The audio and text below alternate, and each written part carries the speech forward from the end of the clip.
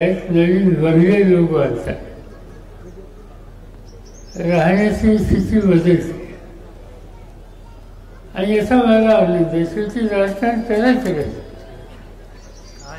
गेले अनेक वर्ष तुम्ही लोकांनी मला निवडून दिलं. मी आता आठवत होतो तिथे किती जणी नारळ फोडायला आलं असेल. 67 साली पहिल्यांदा,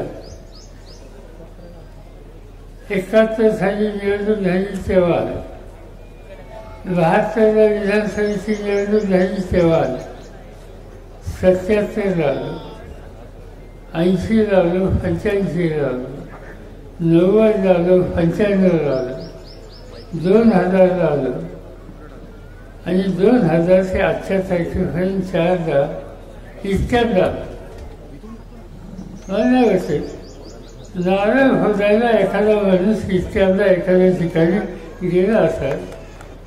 हे जे मी करू शकलो ते सामान्य जनता आणि हनुमंताची कृपा. आणि त्यावेळेस इथून कामाची सुरुवात केल्याच्या नंतर यश हे मिळतं हा अनेक वर्षाचा अनुभव आहे.